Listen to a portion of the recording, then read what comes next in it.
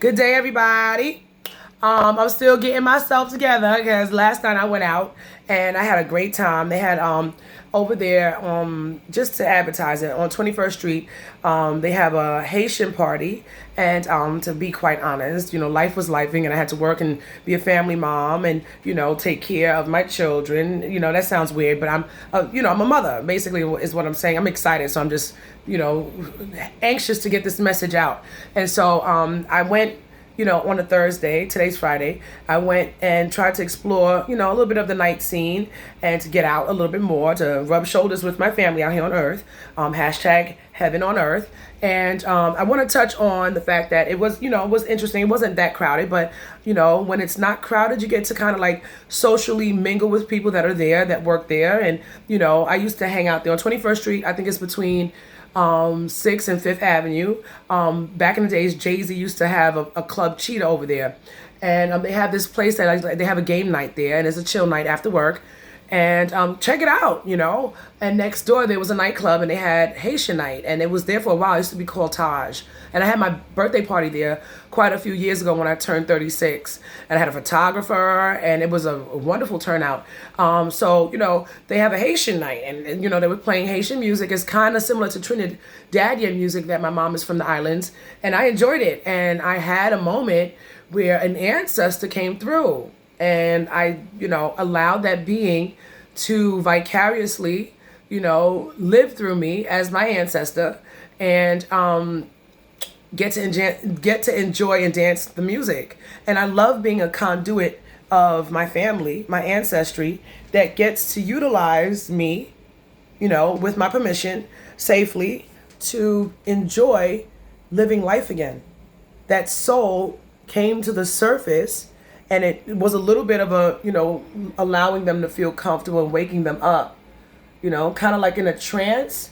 And that being, I'm describing it in real time. I have nothing to be ashamed of my ancestry. I'm that ancient of a being to feel comfortable that I allow my family to utilize vicariously in those moments. This video is going to be a little bit longer than 3 minutes. I'm going to keep it short and sweet, to, be mindful of everybody's time that tunes in at your leisure, right? Respectfully. And so I had a moment. We all are who we are. So on that tip, the reason for this video is to indicate to my sisters, my melanated sisters, the Black family, of African descent. I love the uniquenesses of our races. Trust me, it makes us colorful.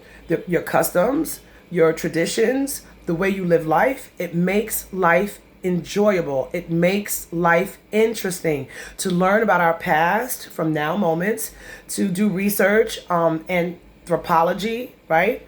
That's a study that you study old artifacts from old civilizations that were once here, right? Especially Egypt, or it's not really Egypt, it's really called Kemet or Tamare. Ta meaning the opening, Ma meaning, rulership of females, and Re meaning God, Osiris, the sun gods and goddesses, like stars are sons, or sons are sons, daughters, sisters.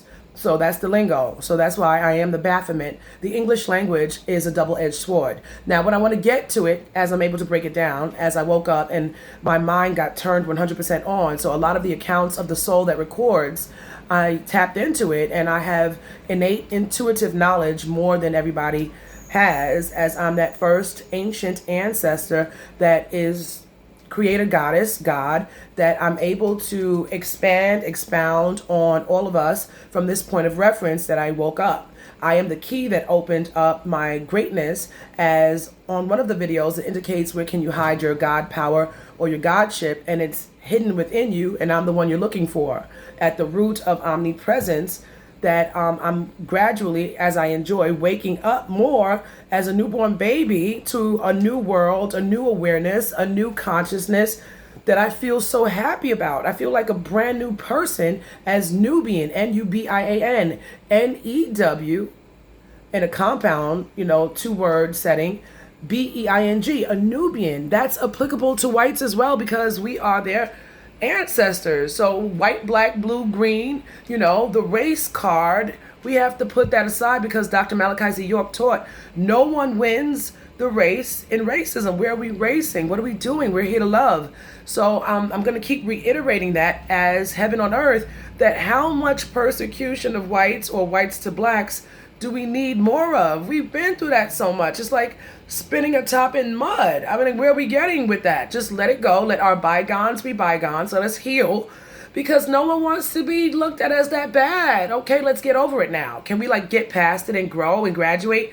That heaven on earth is what we want. All of us, we want to be happy. We want to commingle. And so my point in, the sisters, black sisters, of us, persecuting our brothers now they're going to be the targets of loving white women. I mean, like, big black cock, anybody that is in their right mind that loves dick, the white brothers or the family of whites, the reality is, love who you want.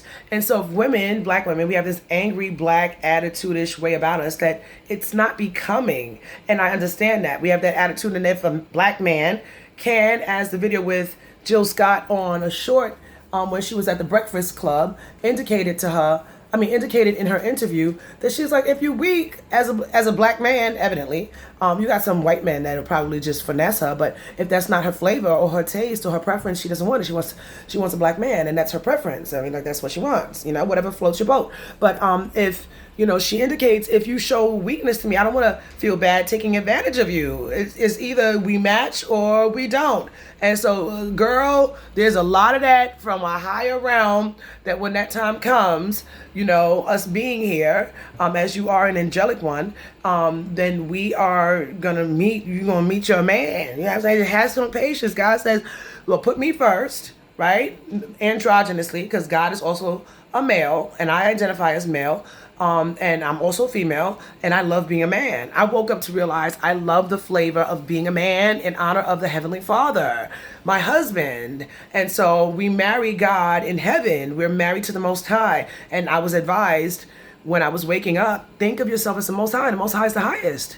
In lingo, I was, being, fresh from my mouth, evidently, and it worked, that I am the highest, because in our teachings that are from heaven, it's a matriarchal doctrine. We are ruled by women in heaven. That's the rulership. That pharaohs come down here. They're, androgynously hermaphrodites. And so we have both sexes, and that's the best of both worlds manifested in the physicalness of your anatomy, of your physical body, biologically. So I may be stuttering. I'm trying to hurry up and get to this. So the sisters on the video I saw, where she was doing poetry, and she was indicating a disdain for black brothers, and that's her, her right to do so.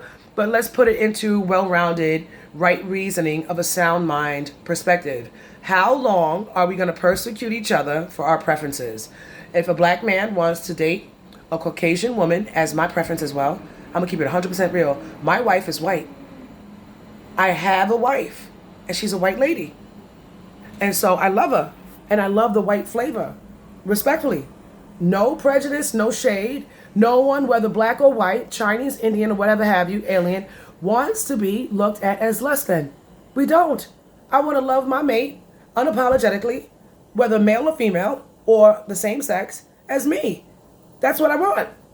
And if she doesn't remember me and she doesn't want me, okay. But I'll leave that to her leisure, as souls remember each other.